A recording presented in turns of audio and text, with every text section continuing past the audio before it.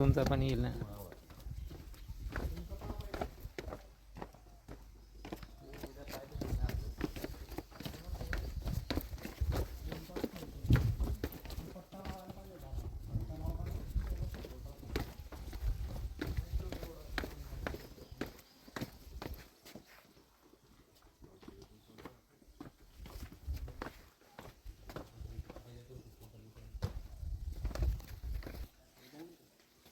जगप्रसिद्ध लोणार सरोवर आपण बघत आहोत.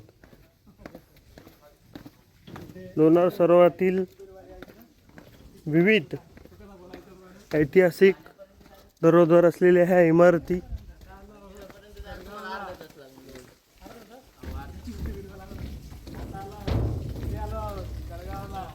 काय करायचं, गाव फिरायचं.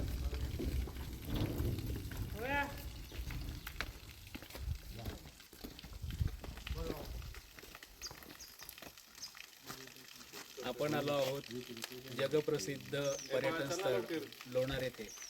आणि लोणार विषयी जर जाणून घ्यायचं असेल तर अतिशय ज्याला आपण म्हणूया सांस्कृतिक वैभव असलेलं आणि या सगळ्या वैभवाने नटलेलं हे पर्यटन स्थळ आहे. अनेक लोक दिवसभरामध्ये या ठिकाणी या पर्यटनाचा आनंद घेतात. आपल्या डोळ्यामध्ये हे सगळं साठवून ठेवतात. हा निसर्ग, हा परिसर, ही सगळी या ठिकाणची रचना ही माणसाला नेहमी आनंद देणारी आणि एक ऊर्जा देणारी अशीच घटना म्हणावी लागेल. आणि म्हणूनच हे वैभव पाहणं हेही आपल्या नशिबात असणं ही मोठी पर्वणीच म्हणावी लागेल. आमचे सन्मित्र डॉक्टर विवेक यावलकर, डॉक्टर नितीन चौधरी, निलेश चौधरी आणि प्राध्यापक गोपीचंद धनगर आणि मी प्राध्यापक डॉक्टर विशाल देशमुख, मूळजी जेठा महाविद्यालय जळगाव इथून आलेलो आहोत. चला, आज आपण इथे जगप्रसिद्ध असे लोणार सरोवर बघत आहोत.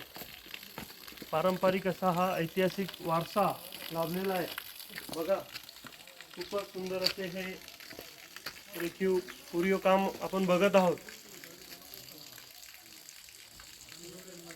भारतीय परंपरेचा, भारतीय इतिहासाचा हा धरोधर, हा इतिहास आपण चांगला ठेवला पाहिजे, याचे जतन केलं पाहिजे. मी असे सर्वांना आव्हान करतो. लालवर डबल पोच करून टाका. पोच झाला ना? नाही पोच का. अरे अरे तसं नाही म्हणत आहे, त्यांनी ते बांधलं ना.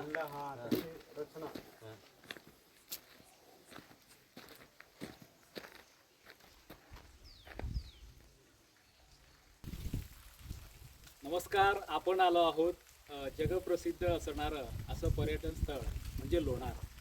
आणि या लोणार या ठिकाणी असणारी ही सगळी स्थापत्यकला आपण बघू शकतो.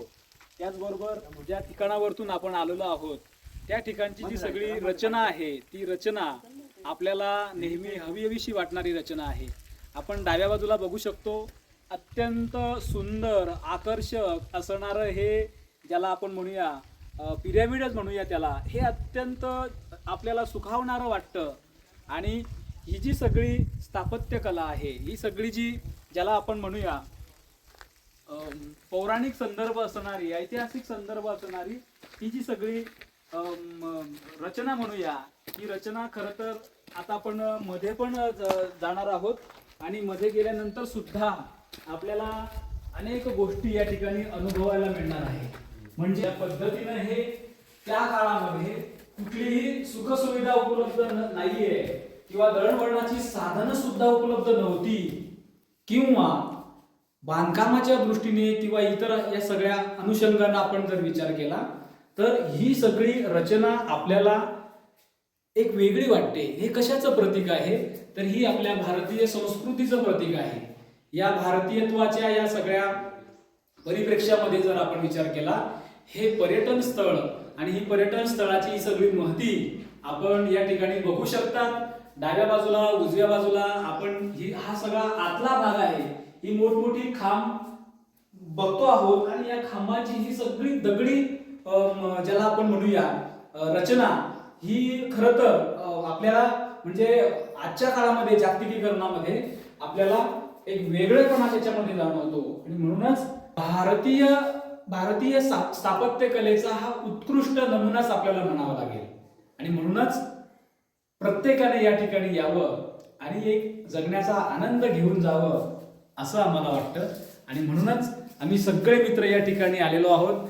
नितीन चौधरी असतील, देशमुख सर असतील, निलेश चौधरी असतील, डॉक्टर विवेक यावलकर असतील, हे सगळे आम्ही मित्र या ठिकाणी आज आवर्जून या ठिकाणी बघायला आलेलो आहोत. दैनंदिन सगळ्या या रहाट गाडग्यामध्ये हर हर महादेव.